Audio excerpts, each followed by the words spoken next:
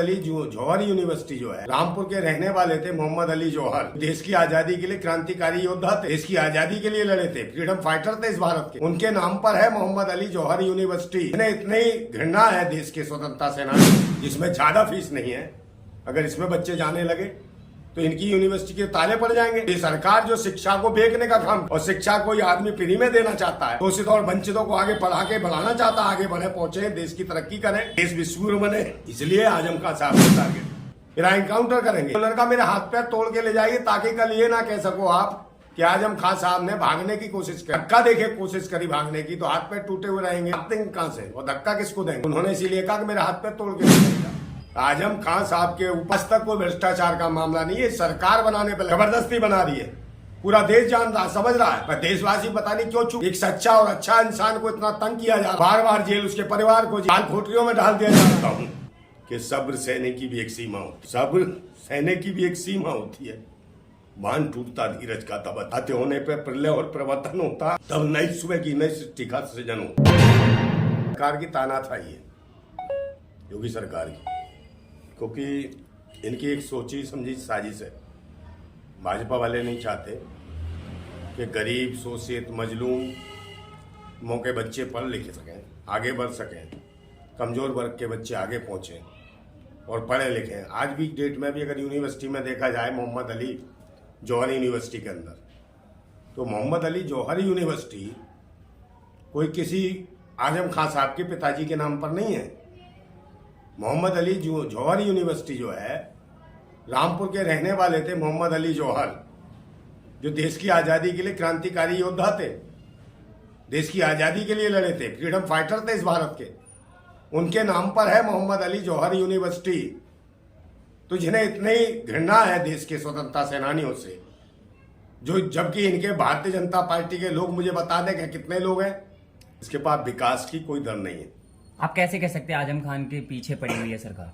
पड़ी है भाई, ये चाहते हैं हिंदू मुसलमान कराना, ये दिखाना चाहते हैं दूसरे लोगों को, जो अंधभक्त है उनको बताना चाहते हैं कि भाई देखो, मुसलमानों को किसी को नहीं छोड़ रहे। भाई मोहम्मद आजम खान साहब के बारे में क्या जानते हैं? मोहम्मद आजम खान साहब एक पाक साफ इंसान है, समझे, अच्छे राष्ट्रभक्त देशभक्त हैं, भारत के लाल हैं, समझे ने।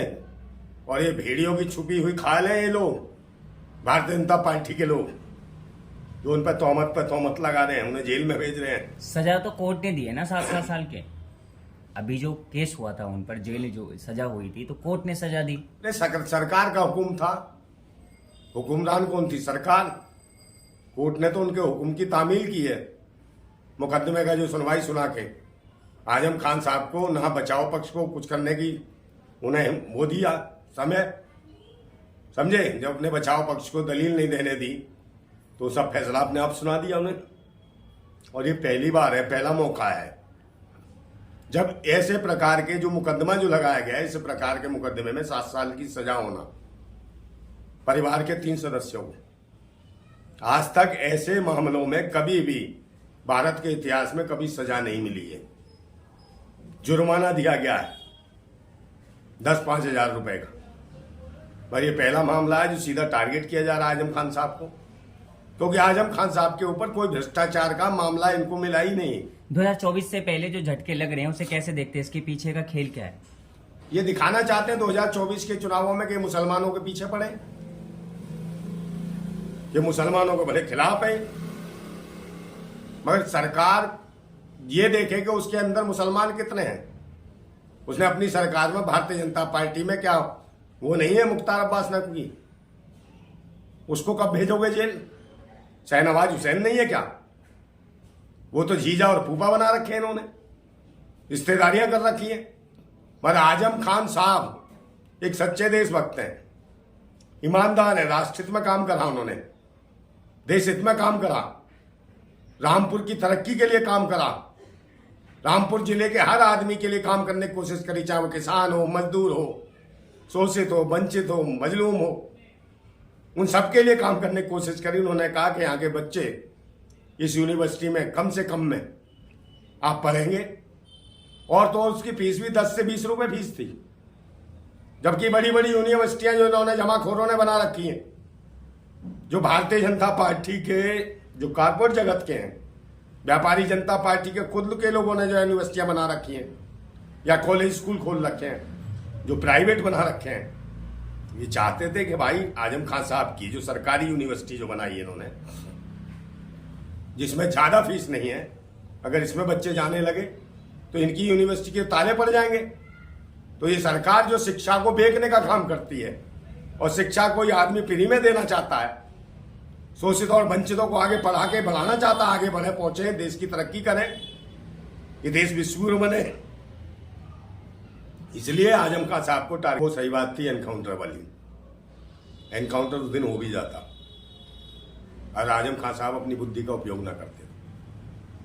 ये तो सुबह तड़के उनको निकाल दिया, आजम खान साहब को आभास हो गया था ये एनकाउंटर करेंगे। यही वजह थी कि उन्होंने सोशल मीडिया के सामने देखते तुरंत कह दिया कि मेरा एनकाउंटर भी हो सकता है, कुछ भी हो सकता है, और तुरंत रातों रात वो सुबह होते होते खबर फैल गई। इसे सख्ते में आ गई, यूपी सरकार सख्ते में आ गई, पुलिस सख्ते में आ गई। और फिर उन्होंने उस रात को ये भी कहा सुबह सुबह कि आप मुझे ऐसे मत ले जाइए, आप मेरे हाथ पैर तोड़ दीजिए।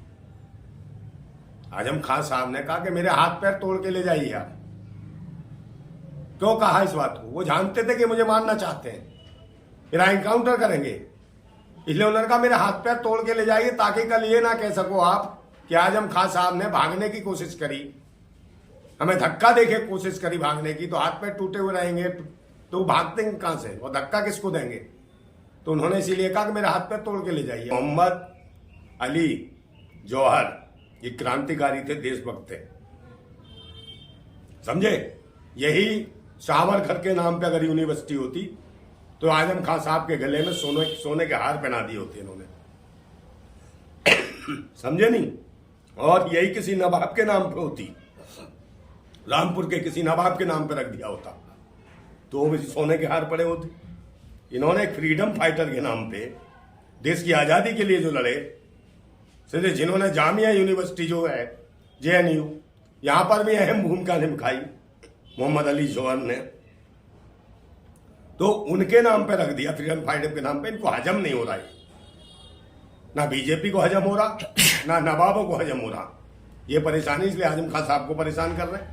आजम खान साहब के ऊपर आज तक कोई भ्रष्टाचार का मामला नहीं है, सरकार बनाने पे लगी है, जबरदस्ती बना रही है, पूरा देश जान रहा, समझ रहा है। मैं देशवासी पता नहीं क्यों चुप है।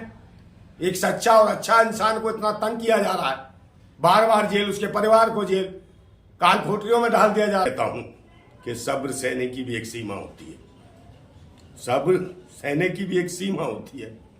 बांध टूटता धीरज का तब अति होती है, अति होने पर प्रलय और प्रवर्तन होता, तब नई सुबह की नई सृष्टि का सृजन होता। लोग हमेशा युगों युगों तक पीढ़ियां होती है एक तरीके की, जिनके विचार होते हैं, विचार किसी के मरते नहीं है।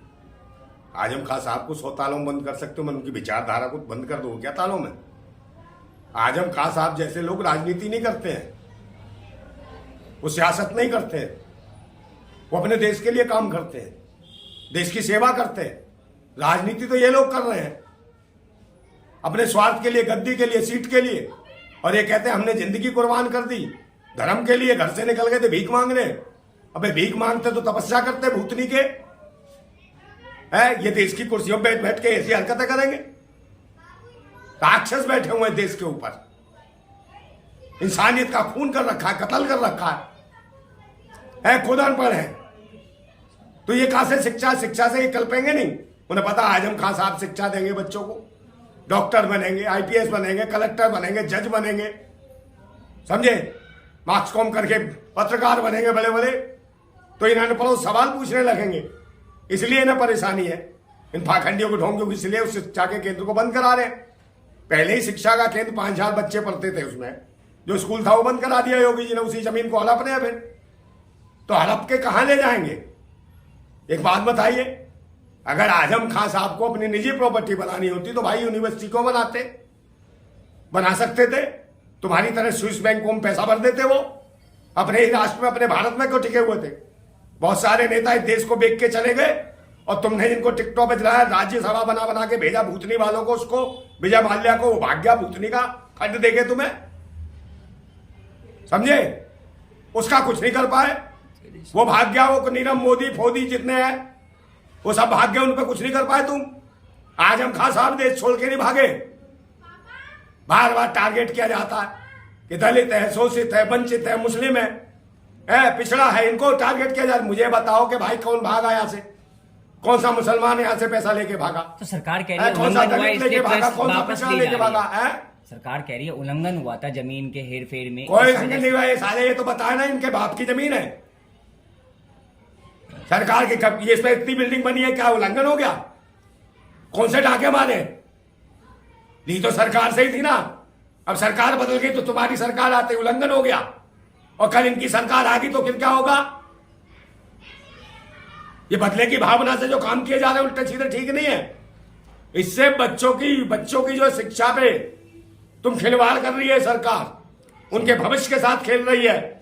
ये भारत कभी माफ नहीं करेगा। और भारतवासियों सुन लो, भूतनी क्यों तुम एक सच्चे आदमी के साथ, मोहम्मद आजम खान साहब एक देश के पाक साफ दामन वाले व्यक्ति हैं, ईमानदार व्यक्ति हैं, और जो ईमान पे चलेगा, जो ईमानदारी से चलेगा, वो इनके साथ खड़ा होगा और खड़ा होना चाहिए। मैं बार बार कहता हूं कि भारत जिंदाबाद था, जिंदाबाद है भारत, और जिंदाबाद